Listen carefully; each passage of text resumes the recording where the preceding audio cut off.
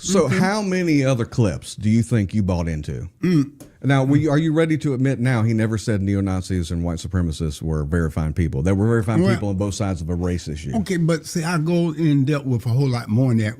You would see where I would hear that, because there was a man in a car that he didn't like the protest, that he drove right in the midst of, and somebody lost their life. Sure. And in the context of what he was saying, that and also the context was the statue. This was a long press conference. But you got to understand, I'm not only listening to him when it comes out of his mouth. I'm also looking at the fact that you got Robert E. Lee, who was fighting a war, and no matter what you said, it wasn't about states. It wasn't about states' rights. You can't say no matter what you say, it's not about states' rights. There was a lot that had to do with states' rights. What's going on, everybody? I appreciate you pulling up today. We've got a real doozy of a debate to break down. I'm not even going to sugarcoat it. This one is tough to listen to, but stick with me, bear with me, because what's being said here, it matters. Shout out to Revival Nation. The full interview will be linked in the description box below if you want to see it in its entirety. Now, I've got to say this plainly. This is a Surgeon's General warning. The brother on the left side of your screen has no business shepherding souls and family. That's not something that we say lightly. We need to be in prayer for him and his congregation, because what you're about to hear, it's not just concerning, it's heartbreaking. Hit the like button, share the video, subscribe to the channel. Let's go. Let's take an example when we're talking about you said there's bad things on the right and there's bad things on the left. Do you think it's equal, the bad on the left and on the right? It's according to how is your perspective shaped? Do you watch Fox News all the time, or do you watch CNN all the time? Which one do you watch? Do you watch MSNBC or whatever? No, I read separate articles and blogs, and we actually have a news site. We have revivalnationnews.com. We have a deputy editor. We write about 3 to 5 articles a day where we research all this stuff ourselves and we dig into it ourselves. Okay, that is a good thing, because we're living in a world that their narrative is being shaped by the news, and it depends upon which news they decide to watch, and agreed, and which echo chamber that they choose to live in. 100%. That's really what it is. Yes. That's what's making it a lot more difficult for. How do you think it's affecting your ministry? Before this brother answers a question, I want to hear from you guys in the comment section. What news do you think this brother's listening to? Just put it down in there. What echo chamber is he living in? What? Trying to move people past the political. Yeah. It causes a lot of friction, because I'm not a partisan. I don't take one side all the time. I call balls and strikes. If I see something right, I see something wrong, I'm going to talk to it. I'm going to speak to it. So that causes me to lose more followers than it does gain. Because if you want to gain followers, just create a straw man of the enemy, and just attack that straw man, and you'll gather a big crowd. Okay. But I look at each individual. I'm the guy who says, well, I don't know. Show me the evidence. In every instance, in every case, regardless of what it is, I want to know the situation, because I've seen how deceptive the media can be. For example, like the Very Fine People hoax, as an example, where it was told to us. This is kind of something that opened my eyes. When I was told that Donald Trump said neo-Nazis were very fine people. And I thought that was true. And I thought, this is a problem. I don't like this. I was ready to speak out on it, rail against it. And then I went and looked at the clip. I was like, okay, this was an absolute fabrication and a lie. And if they're lying about that, what else are they lying about? Yeah. Okay. You've actually found out that he did not say that? Oh, yeah. You think he actually said that? Yes. I heard him say it on the news. You heard him say neo-Nazis were very fine people. That's what I thought I heard. Yes. So to this day, you believe, what was that? I'll find the clip. Okay. So to this day, you think he said neo-Nazis were very fine people? No, he said neo-Nazis and white supremacists. They were very fine people on both sides. That's of what? On both sides of the issue of whatever. You know what the issue was? Race? No. What? There was a protest that was permitted by the city about the removal of a Robert E. Lee statue. There were people on one side of the issue who thought the statue should stay. There were people on the other side of the issue who thought the statue should go. and he was referring to people who were there lawfully protesting the removal or not removal of the statue. And he said, when you're dealing with that issue, there are very fine people on both sides. And then he said, I am not talking. Just to show you, this shows how you were kind of duped into this. You thought he said neo-Nazis were very fine people. He actually said in the clip, I am not talking about neo-Nazis and white supremacists. So you bought that lie. This is kind of shocking to me. I can't even believe this. That you still actually believe that lie up until this moment, that he said neo-Nazis were very fine people. Of the myriad of things that he has done and said. Well, let's take one at a time. Do you agree with how about we take one at a time? Okay. Because you've got this myriad of things. Here's my contention. Okay. You have this myriad of things where half of them were made up. You were lied to for half of them. You would think so? Well, let's take a look. Okay. People that were very fine people on both sides. You had people in that group, excuse me, I saw the same pictures as you did. You had people in that group that were there to protest the taking down of, to them, a very, very important statue and the renaming of a park from Robert E. Lee to another name. Robert E. Lee are not the same. No, George Washington was a slave owner. Was George Washington a slave owner? So will George Washington now lose his status? Are we going to take down, excuse me, are we going to take down statues to George Washington? How about Thomas Jefferson? What do you think of Thomas Jefferson? You like him? Okay, good. Are we going to take down the statue? Because he was a major slave owner. Now we're going to take down his statue. So you know what? It's fine.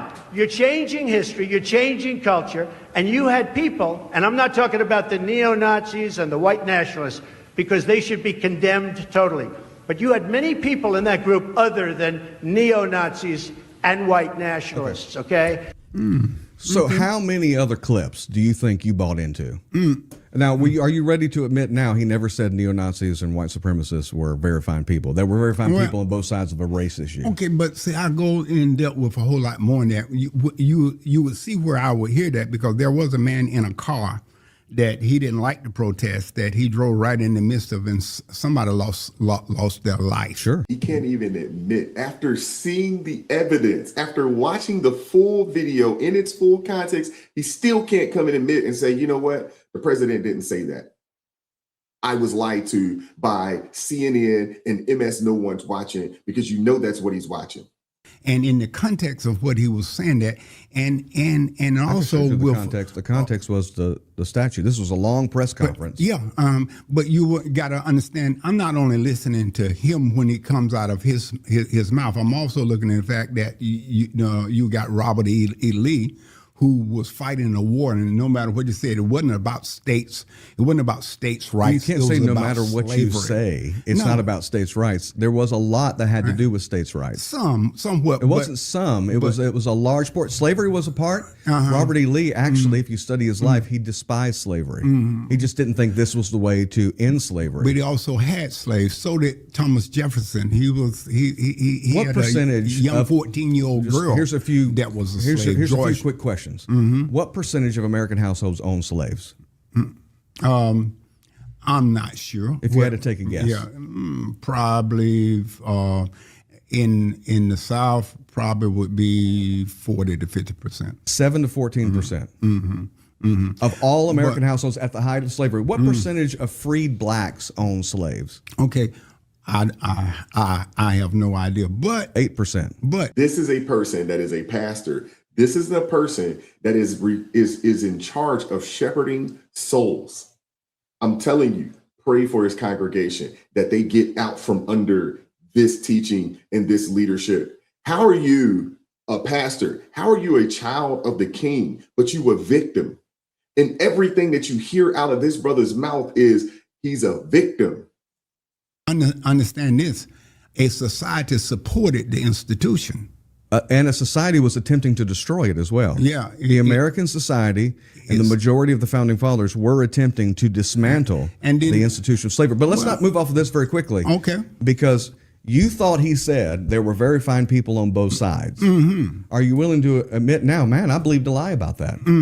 But Why would the president of the United States get up and say there were very fine people on one side? Because there were. Don't you have a right and a wrong? Doesn't our when it comes to the removal of a statue, it's a political difference. Should not faith affect the president of the United States? You think whether or not we should remove Robert E. Lee's statue is a matter of morality? One person is morally right, one person is morally wrong when it comes to either preserving the history of who Robert E. Lee was or removing it. You think that's a biblically moral issue? I would say it would be.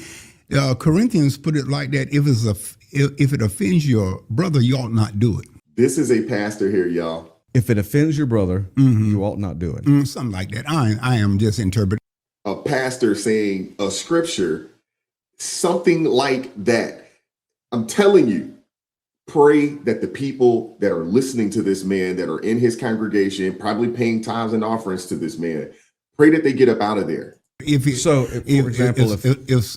something is offensive, did you vote for Biden or Kamala? Did I vote for Biden or either Kamala? Yes. That offends me. Okay. Well, should you not do it?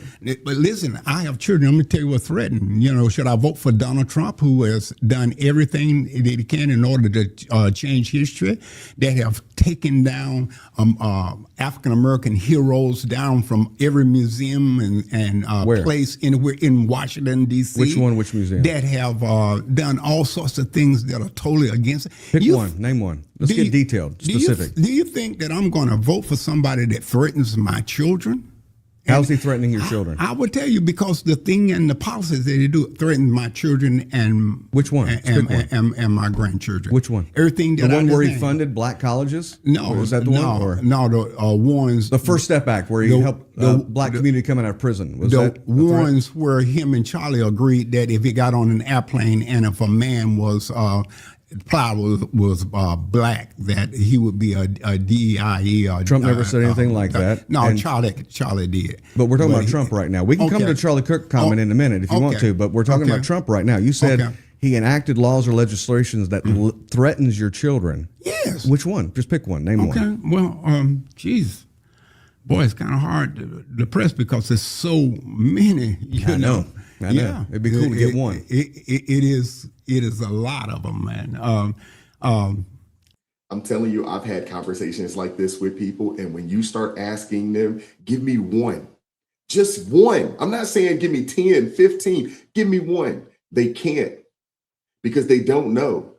These are people that watch CNN and MS No One's watching, and they're probably, if they're reading, I'm not for certain if this brother's reading, but if they are reading, they're reading, some super liberal news outlet out there. Let me ask you this. Changing in the historical, all of our army bases were after, they were named after Civil War, a lot of them anyway, Civil War generals, but they changed them. He changed them back because that's a threat to your children. Yeah, because he tends to want to glorify that history. Do you understand me? He tends to want to glorify that history, no, it's the history of the country. And if people don't understand and know the history, it's bound to repeat itself. I'm someone that grew up in the South. I grew up Stone Mountain, Georgia. If you've ever been to Stone Mountain Park, the mountain itself has the largest engravement in the country, and it is of Robert E. Lee, Stonewall Jackson, two other people that I can't think of off the top of my head, but it is essentially an engraving monument to the four generals that fought in the Confederate Army. And I worked at the park in the summer back when I was growing up. I worked there. I wasn't offended.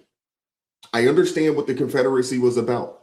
I understand it. I understand what the Union was about. We should know the history, and all the bases that were named after, different generals, whether they're in the Confederate or the Union, leave them. We need to know the history. It's so ridiculous, because what they want to do is, people like this guy here and other Marxist pulpit pimps out there, what they want to do is they want to erase history, not understanding that they're leading their people to the slaughter. That's history. the military, by and large, one of those names to go back. Is that were your children threatened when they were named that earlier? Was that a threat to them? Anything, if you say the stuff that happens in the past has no bearing, and that is what I'm. Who said that? I'm hearing. When you don't have to say it, Alan. Oh, what you have to you do can just is, impute it. No. You define it somehow. Your actions help you define. Which actions? Actions, like if we're talking about this thing, if you're talking about Robert E. Lee's statue, you said I'm a brother in the Lord. I don't think Robert E. Lee's statue should be removed. I don't think that. I do, because I think he represents something that is cruel and unusual. Well, as far as let's say that's true. It's an antithesis to what this nation is supposed to be about. Let's all say what men you're are saying, created equal. Let's say what you're saying is true. Okay. It's not true, because I've studied the life of Robert E. Lee. Okay. I doubt to say you've probably read too extensively about Robert E. Lee, because you're a busy man. I can't imagine you spending time into it. But let's say that what you're saying is true. One of the purposes, one of the justifications for having these statues and these names is to remember the mistakes of the past as well. For example, when you go into Israel, there'll be monuments there to a pagan king, or there'll be places where they memorialize someone who did something terrible. And the purpose of it is so that you don't forget it. So is that wrong to say we shouldn't forget these things? And you may disagree that that's a way to make sure we don't forget these things. But it's not racist to say, hey, I want to make sure that we don't make this mistake again. You see, when we start to nail these things down. But why are they changing curriculums to try to whitewash history? That's really what I think they're. Well, I've just met trying with to do. wall builders and Tim Barton, who's a part of the curriculum changing. They're not whitewashing anything, and they want all of the evils of American history to be taught. I taught history in public school for more than 23 years. This was a teacher, y'all. I didn't realize that. This was oh my gosh, what? And when history is just mentioned in the history book as some kind of blip in our 250-year history, as if they enslaved blacks and let us just move on. They enslaved whites too. They fought a civil war. More than 2 or 3 million people died in the country. But let's just move on past that. But you can't do that. Who's saying that? But when you whitewash history books and try to reteach children that that it didn't have a devil, that blacks ought to be glad. There are people who have said this, Alan. We were glad that we were slaves, but my well, I haven't said that. We I don't think anybody should be glad to be slaves. Yeah. And actually, really, and just the portrayal of some people is that even when people came out, some of the people that came from Africa, man, they were engineers. Some of them were carpenters. They were brick masons. They were architects. And West Africa, some of the nation of Benin and Mali, Niger, these nations they were the richest nations on the face of the planet. It wasn't just slavery. It was if somebody coming in and taking all the qualified people out, putting them on ship and who took them out? Bring them out, huh? Who took them out? Who took them out? Yeah. What, Europe and America. No, Europe did not go into the continent of Africa. They would die. It was too dangerous. They had to buy them from other black leaders and black kings and queens who enslaved them. Who told you that? And Arabs who enslaved them. History. History. This dude was a history teacher, y'all. This dude taught in the public schools. No wonder these kids don't know anything, because you got ignorant like this. This dude watched Roots from Alex Haley, and he believed it. He believed that white folks went into the continent of Africa and went around and just start rounding up folks. Are you kidding me? This is crazy. I'm telling you, I told you this was going to be hard to get through. This is crazy. Whites to Iceland. Huh? They'd ship them up to like Iceland. Yeah, whites weren't going into the continent of Africa enslaving people. They were going there to purchase people. Okay, so in which they were going everywhere to purchase people. So the Arab slave trade, as an example, this is a fact of history. Were there more black slaves brought from Africa to America, or more white slaves brought into Africa? More white slaves brought into Africa. So it was actually research that. The slave trade that was brought to America is gruesome and horrible. Horrible. It's grotesque. And all the people who I know who are writing the history books are making that absolutely clear and highlighting the black leaders who rose above these things and who changed things, and they're making sure that these people are highlighted. So that's what I know. And whenever you have these ideas that I think you've heard somewhere, that Trump is doing this and this is happening, but when it comes to, okay, give me an example of that happening, there's not really a solid example of these things being happened, as opposed to, for example, the left's positions that actually cause, not indirectly, you're talking about somebody says something that could mean this and it could communicate that, versus your side is actually brutalizing and murdering people. Oh, really? Yeah. What's your position on abortion? Alan, I actually believe that you really believe that. That's really why I'm here. You actually believe this. No, these are facts. These are facts. This guy, man. Let's drill it down, because you believe it too. Yeah. What's your position on abortion? I absolutely hate abortion. Right. I am not. Why do you hate it? Abortion. It has a disproportionate effect upon African American. That's true. Communities, but I'm also. But what is abortion? Trump has cut food for children, and he's made it a lot more difficult for poor children even to eat at school. And when you cut funding that affects the lives of children, okay, let's do one thing at a time. I mean, well, yeah, but understands that on one hand you can hate abortion, but on the other hand, you can make it more difficult for marginalized people in order to live. So which is worse, abort the child in the womb or don't give them lunch at school? Do you understand what I mean? Abort the child in the womb is worse. Yeah, okay. So what is abortion? Define that for me. What is abortion? It's the death of a child. Is it the accidental death of a child? It is the death of a child. Is it accidental or is it intentional? Well, it's intentional. It's the intentional taking of an innocent life. Mm-hmm. You know how many of those happen every single year? Mm-hmm. How many? About 600,000 every single year. Mm-hmm. And the majority of them are melanated Americans that are being snuffed out before they even get an opportunity or a chance on God's green earth. And this pastor supported and supports the party that pushes this. He said he supported Kamala Harris. He said he supported Joe Biden. So let's say you have two politicians, or let's say you have two people. Mm-hmm. One is holding a knife to the throat of your granddaughter and is going to kill your granddaughter. But they're going to say everything you want them to say about race. They're going to feed school lunches to children all day long. Mm-hmm. But they are going to kill your granddaughter. Mm-hmm. The other one is going to tweet all kinds of awful things, say racist things, maybe even cut down on federal spending, which is bloated and is used inappropriately, and the church can do a better job of spending money anyway to help the hurting. But they're going to save your granddaughter's life. Which one are you voting for?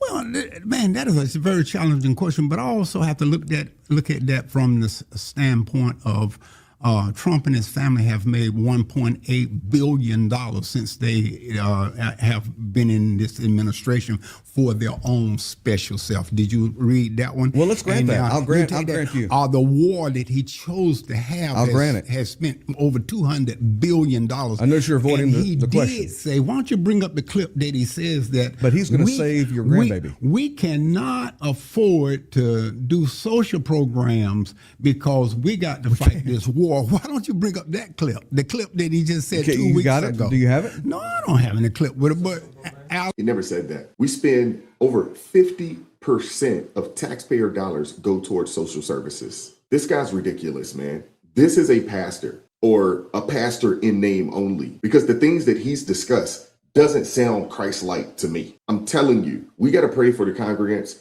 the people, the parishioners that go to this dude's church. We got to pray that they get out of there. They get out from under this deceived, lost, low information individual. Why don't you the money? This isn't like a toothpaste tube where they can take money from poor people that was going to be used for school lunches and spend it on the war. The taxing is separated, and everybody differentiate those things. Yeah. But let's grant it. Let's say that's true. But he's going to save your grandbaby. How? By not allowing them to slit your grandbaby's throat. Oh, okay. Literally. I don't mean figuratively. Okay. I mean, right now, you have two people. You have one who made personal enrich themselves, $1.8 billion if that's true. It's going to say all kinds of racist things. You have one over here that's going to say everything you want them to say, and it's going to feed every children on school lunch, but they are going to slit the throat of your child, and this one over here is going to save your child. Which one are you voting for? Well, listen. Sometimes, voting in this country has gotten reduced to the point that you have to look at and say, this is the lesser of two evils. That's what I'm trying to get to. That was my choice. You made your choice. But then you can't come back and say, well, man, my choice was totally right. I don't know how any thinking person can look at what Donald Trump has done and said since he's been in office and said, oh, gosh, I think I made the right decision. I'm helping you. In fact, did you come to understand my position too? Yes. Okay. I can't take any more, but I want you guys to go over to Revival Nation, and I want you guys to go and watch this entire interview.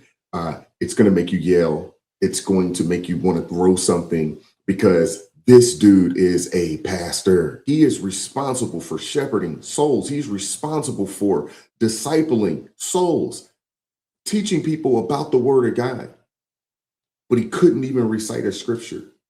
You get asked a question, you move the goalposts. You get asked a question and you can't give a direct answer. This is not a person you should be following. And unfortunately, there are entirely too many pastors out there just like this person. But I am so frustrated listening to this guy. It is so frustrating. Goodness gracious, man. I'm going to leave the link in the description box below. Hit the like button, share the video, subscribe to the channel, turn the notifications on to all so you never miss an upload. Consider joining the ARP family or buy your brother a coffee. That link is in the description box below. And as always, keep God first. Stay prayed up. We'll catch up with you guys next time. Peace. It is God who arms me with strength. Yeah, I'm battle ready. He trains my hands for battle. My heart stays steady. But thanks be to God, he gives us the victory. Through my Lord Jesus Christ, it can't live in me. I was down to the dirt, red clay on my shoes, old pain in my shirt, oh so bruised. In the Lord hit my chest, kicked air from my breath, put power in my step.